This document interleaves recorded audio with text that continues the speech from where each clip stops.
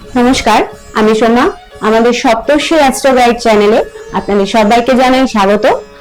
আজ আমাদের সাথে উপস্থিত রয়েছেন দুই সেরা জ্যোতির্বিদ, অর্ণব সেনগুপ্ত এবং বিকাশ ব্যানার্জি। আচ্ছা, এবারে আমরা তাহলে মিথুন রাশি সম্বন্ধে।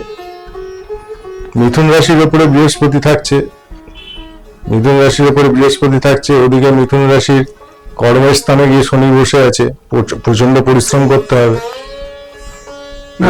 এটা বোধহয় সবাই জানে যে মিথুন রাশি হচ্ছে বায়ু রাশি, কিন্তু সে যেহেতু শনি বসে আছে, কর্মস্থানে বসে আছে স্যাটার্ন, সেহেতু স্যাটার্ন কর্মের কারক। স্যাটার্ন খুব অল্প আসে কোনো কাজ সাফল্য দেয় না। তাকে খুব খাটতে হয়, খুব পরিশ্রম করতে হয়। পরিশ্রম করলে সে রেজাল্ট খুব ভালো পাবে।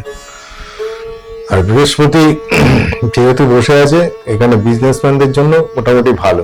ব্যবসা বাণিজ্য যারা করবে তারা ভালো পাবে। যারা চাকরি প্রার্থীর ক্ষেত্রেও ভালো। চাকরি প্রার্থীর ক্ষেত্রে কোনো প্রবলেম নেই সেরকম একটা। শরীর স্বাস্থ্য সারা বছর, শরীর স্বাস্থ্য মোটামুটি খারাপ যাবে না খুব একটা। মিথুন লগ্নে শরীর স্বাস্থ্য খুব একটা খারাপ যাবে না। আর এরপরে আমরা আসি কর্কট রাশির সঙ্গে। কর্কট রাশির প্রকৃতি, কর্কট রাশি জলরাশি, এবার যদি টোটালটা ব্যাখ্যা করো। কর্কট রাশি বৃহস্পতি যখন সরে যাবে রাশি থেকে, বৃহস্পতি দ্বাদশ স্থানে চলে যাবে এবং রেট্রোগ্রেড অবস্থায় থাকবে। দ্বাদশ স্থানে বসে থাকবে, আবার নবমে শনি বসে থাকবে।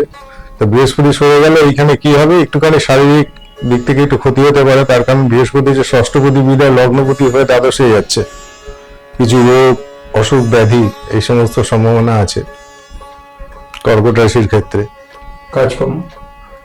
আর কাজকর্ম সোর্সও থাকবে। কাজকর্ম খারাপ হবে, কারণ মঙ্গল পাস করবে, ওই এক্সাল্টেড হয়ে ওখান থেকে পাস করবে। কাজকর্ম ভালো হবে, কাজকর্মের কারণে এখানে মঙ্গল, যেহেতু কর্মের প্রতি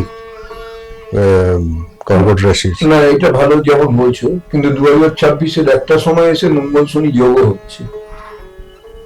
মঙ্গল শনি যোগ হচ্ছে, সেটা মিনে গিয়ে যোগ হচ্ছে। হ্যাঁ, মিনে গিয়ে যোগ হচ্ছে। সেই সময়টা কি খুব আশাব্যঞ্জক কিছু হওয়ার কথা? না, গুরুর দৃষ্টি থাকলে কোনো অসুবিধা নেই। আচ্ছা, গুরুর দৃষ্টি। বৃহস্পতি তো আবার সরে যাবে। বৃহস্পতি তো আবার 2রা জুন থেকে আবার চলে যাবে, কর্কটের উপরে চলে যাবে। 2রা জুন থেকে কিছু চেঞ্জিং হবে, অনেক কিছু ভালো হবে। আধ্যাত্মিকতা আসবে জীবনে, স্পিরিচুয়ালিজম বেশি আসবে। তাহলে দর্শক বন্ধুরা, আমাদের এই প্রোগ্রামটি আপনাদের ভালো লেগে থাকলে লাইক, কমেন্ট এবং শেয়ার অবশ্যই করুন। আর হ্যাঁ, বেল বাটনটি প্রেস করতে ভুলবেন না যেন। আমাদের চ্যানেলটিকে সাবস্ক্রাইব করবেন। নমস্কার।